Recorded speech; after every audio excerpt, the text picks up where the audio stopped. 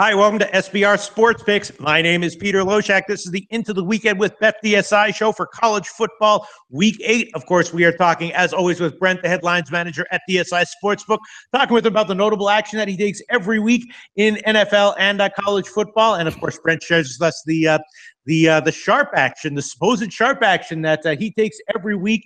And some weeks, leaves us scratching our heads. Last 2 weeks, congratulations, Sharps. After a 9-3 week last week, the Sharps are now 17-6 in college football over the last 2 weeks. I guess there's nothing much to say, but congratulations, Sharps, right? Well, you can apologize to me, too, for all the earlier weeks when you're scratching your head saying, well, I don't know if this guy is sharp or not. And even just now to start this show, you said the supposed Sharps. Well, I'm looking at my board here. We actually have a tally in the year to date, and we're at 63% in college football. So I'm just going to say, if that's not enough for you, Peter, I don't know what more I can do. Really? Wait, 63% in the picks for this show? Yeah. Oh, that's including NFL then? No, well, NFL is 62.9% if you want to get technical. I have only 58%. I have 42 and 30 in college. Where did you come up with that? I don't know. Maybe we'll have to compare. But at any rate, the point is the Sharps are certainly making money this year. I'm sure a lot of people are wondering, do you, do the books want the Sharps to have a good week, or when the Sharps do well, do the books lose as a result? Well, if the Sharps and the public are going against each other, that's always a good spot. If the Sharps and public are on the same side, that's never a good spot. So, yeah, I mean, we generally do, we do well when the Sharps do well, just because we tend to take a position more than other books, perhaps, in terms of, we'll hold a number where we think the Sharps are playing or we've seen the Sharps come in. So, and again, it's a bit of my, my responsibility here is in terms of reading the board and seeing, major line moves and when they come in and who's driving it and seeing if it bounces right back up or and sometimes, a number will plummet, but it's just like, the first guy who's real sharp gets the bite and everyone else is just a follower. So, part of it, of what we do is in terms of risk management is kind of, reading numbers and saying, I think that number is going to come back. I'm going to hold off and stuff like that based on sharp action. So they definitely do help us in terms of managing our numbers. So in general, if the Sharps have a good week, that means you guys probably had a good week as well, although not always. Yeah, but it doesn't also work the other way. Like, it doesn't necessarily mean that if Sharps do poorly, that we do poorly. Mm-hmm. Yeah, nice position to be in. If the Sharps win, you win. If the Sharps lose, you still win. nice. I like the chair I'm sitting in. Yeah.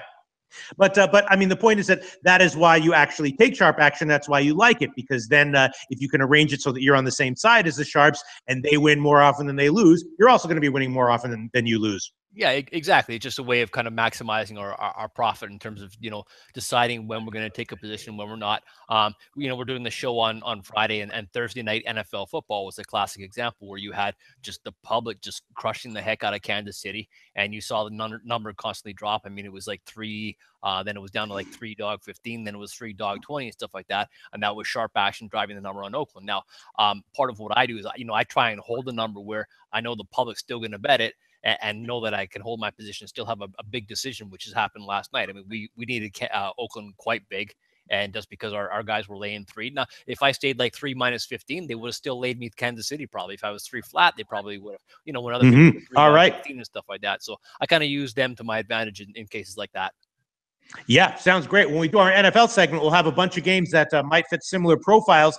And actually, in college, there's some similar profiles as well. We'll see what you have to say about it. The first game might be one of those games, USC and Notre Dame. I wanted to ask you about this one. Of course, Notre Dame has been great this year, right? They're off a bye at 5-1 ATS overall. USC has lost 5 in a row against the spread. But there has been some kind of clear and strong movement in favor of USC over the week. The line opened at 4. Now it's solidly at 3 or 3.5 market wide. I personally took USC at 3.5. And I'm assuming that the public would be all over Notre Dame here, and that the line going down was the result of, if not sharp action, then at least pseudo sharp action. Well, I mean, you played USC, so we'll call it pseudo sharp action. Mm-hmm. Yeah, that's right, Brent. I'm in the below 60s myself this year. Yes, that's not too bad. I'm thinking one day I'm gonna call up for the show, and you're just not gonna be there anymore. You're gonna be on an island somewhere, and you made all the money you needed.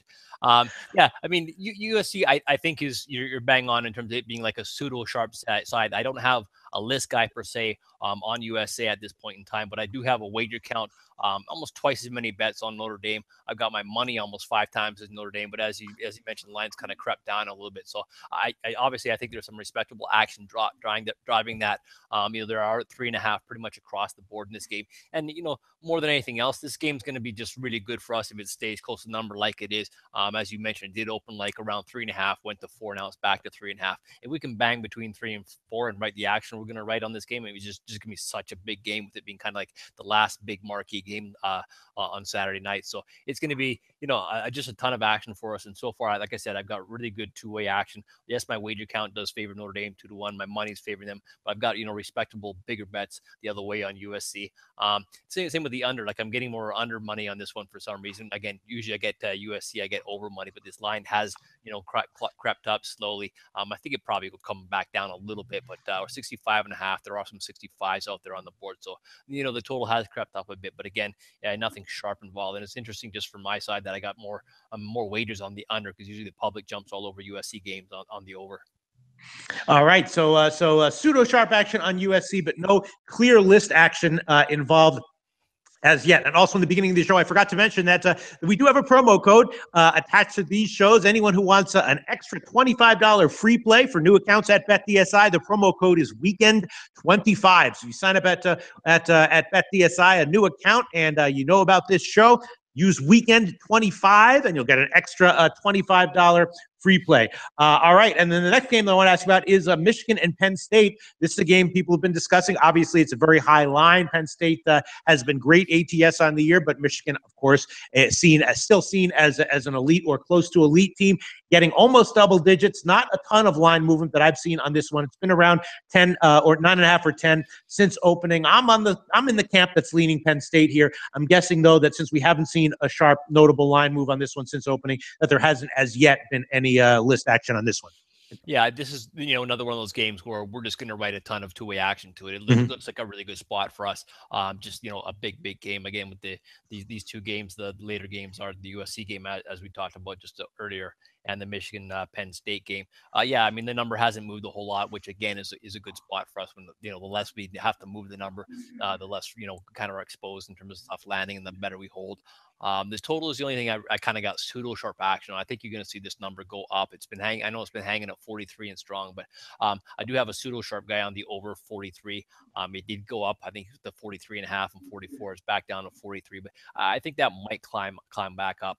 I do have, it's interesting. Like this one, I've just got my count. Both the number of individual number of wagers and the dollar volume I've taken is pretty much dead even on this one. The total, same thing. I'm just like bang even in terms of the count and the total. It's a real good spot for us. If I could just sit here and write the whole day 9.5 and 43.5 would be a really great spot, because we're gonna do a ton of action on this game. All right, that makes a lot of sense that there would be big two-way action on that one. And then the next game, a very interesting one, right? Louisville and Florida State. Louisville, of course, off of the big upset loss to BC, and I'm assuming that the public was all over Louisville on that one. I don't know if you remember, but I'm assuming that was a huge 8-1, 9-1 type wager count with the public favoring Louisville against BC last week. Yeah, it was obviously a good game for us. Yeah, for sure. I mean, it's almost every time there's upsets like this, they're good for us. Yeah, for sure. All right. So now they're going up against Florida State. Florida State, of course, another very interesting team, also has been bad ATS this year. And there has been some notable U-shaped line movement on this one. Opened around 7. Early money clearly came in on Louisville, driving it down to about 5.5. Later money clearly came in on Florida State, back up to about 7. So I'm guessing that at least one of those moves was caused by a sharp action, and possibly both of the moves. I wouldn't be surprised if you said that you got sharp action on the Louisville at +7 and Florida State at -5.5. Yeah, I've got, decent action both ways. The Florida State, again, pseudo sharp action, not a list guy per se. It did come at 6, actually. The Louisville money came back at 7. And actually, just recently, the line movement has gone back to Louisville. There's even some 6s back on the board. Florida State -6. I'm sitting at 6.5 right now. Just I've got, I've got good two-way action. Obviously, I don't want to touch 7 again, because I already got, respectable action there. And I'm not going to go down to 6 again. I got it there. So let's just sit at 6.5 and see what we can do. Now, if I had 2 sharps, right before the day game who were banging this number between 6 and 7, I would write that all day long just to get the, to get that volume and get that juice. But we're still early, so I'm hanging a number that's working for me both sides, and the 6.5 seems to be doing that. The total on this one too, we're sitting at 58 right now. I think just slight movement towards the over, which again is no surprise with Louisville involved. The number of bets I've taken slightly favors Louisville, almost 2-1. My money's slightly that way as well, but I've got good two-way action again, like I talked about at 6 and 7, and again just pseudo sharp guys. My total's dead even as well. So I mean, the 3 games we've talked about, it's just been the real good action for us. Yeah, slightly more action, slightly more money on Notre Dame, but nothing big, but a ton of volume. So that's a good game for us. Michigan Penn State's dead even, and this one's pretty much dead even as well. Okay, so no clear list action as yet, which is always very interesting, especially after the list action has gone 17-6 over the past 2 weeks. What can you tell us about notable sharp action from the rest of the college football Week 8 card? Well, I try not to give you too much of it, Peter, because I know you lose track, of all your money after what happens on this show. But no, don't worry. I got my pen and my paper right here. I'm ready to write them all down. Whatever you got, I'm writing it down, Brent. Yeah, writing it down. Okay. First off, just a total for you is Buffalo and Miami of Ohio. Buffalo is at Miami of Ohio. I know I mentioned that Peter doesn't often use rotation. Well, I was saying he doesn't often use rotation numbers, but I'm going to say never. I don't think he's ever used a rotation number. That's going from top to bottom. This game's 325, and then rotation number Buffalo at Miami. We've got under action there, under 46.5. We're sitting at 45 right now. I think, Buffalo got QB situation downgraded, so that could have something to do with it. But just a slight line move down to 45, and the Sharps grab the under 46.5. That's Buffalo at Miami. Big game between Michigan and Michigan. That would be Western Michigan and Eastern Michigan. I have both side and total action on this one. I've got home dog action on Eastern Michigan. They got Sharps came in on Eastern Michigan at +4, and also the over that same game. Eastern Michigan, Western Michigan, over 49 is where the sharp action came in on that one. So the home dog, Eastern Michigan +4. We're sitting at 3.15 right now. So let's move from 4 all the way through 3.5 down to 3.15. And the over as well, again, came on the over 49. We're sitting at 52 right now. Army. Got some Army action for you. That sharp action on Army -5.5. Army is at home to Temple. 6.5 -15 or 7 out there on the board now. So market wide, everyone's moved on Army. Interesting, I've got like a wager count, almost 3 times as many bets on Army. It's kind of surprising, getting public action behind them as well. So I've got sharps and public on Army. Again, it's not overwhelming public action like the public is going to go too deep on a team like Army and Temple. It's not like one of those most exciting games, but I do have Army who's sitting at 5-2 at home to Temple. Sharp action at the -5.5. 2 ugly teams who I'm guessing probably might not be scoring a whole lot, or might be scoring a lot, I'm going to say, is the BYU game. That's BYU and East Carolina. Those teams combined, 2 teams combined for 2 wins. That's BYU at East Carolina, and I have a sharp action on the over. Here it came at over 55.5. I know some places open up at 55. I got action at sharp action at 55.5, and we're sitting at 58 or 58 pretty much across the board right now. Miami, here's a game that I figure you might want to talk about because this line just keeps on going up and up and up. That is Syracuse, the upset-minded Syracuse at Miami, Florida. Miami, Florida, sharp action came in on them -14, and this number's just gradually gone up and up. We're sitting at 17.5 already. Yesterday we were at 17, now we're 17.5, so it seems going quite one-sided in terms of the sharp action going with Miami, Florida. I do want to mention that I have a wager count almost 2-1 favoring Syracuse. So you got Syracuse with that win over Clemson, and the public behind them, and sharps on Miami. Again, -14 is where they played them. Boston College. Boston College is at Virginia. Boston College 3-4 on the U at Virginia. Virginia's had a really good year so far, but I got sharps on Boston College +7. We're sitting at, I think yesterday we were down to like 5.5 and 6. We're back to around 6.5 right now across the board. So some, I guess, support is coming back from Virginia now. I do have a wager count favoring Virginia, so it could be public money, but probably not a whole lot of public money driving that number the other way. Sharps on Boston College though +7. And Navy, there's another team for you. I'll go back to Navy. They are playing, Central Florida. This is actually, quite a big game, or quite an interesting game. I think it's one of those better games of the week. I know there's a lot of good games on the board this week, but these are not marquee teams, but certainly a game that seems like it'd be a fun one to watch. Central Florida is on the road at Navy. They're a 7.5-point favorite right now. Sharps were on Navy at plus 9.5. My count is almost like 5-1 favoring Central Florida. So just a ton of public action the other way. 5-0 Central Florida, but my money's almost dead even. It's been, all those bets on Central Florida have been drawn out by the sharp action on Navy.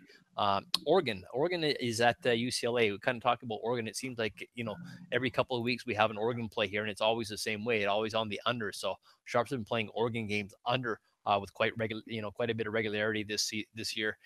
Under 70.5 is where I got sharp action on this one. Oregon at UCLA under 70.5, and we're sitting at like 67, I think it is right now.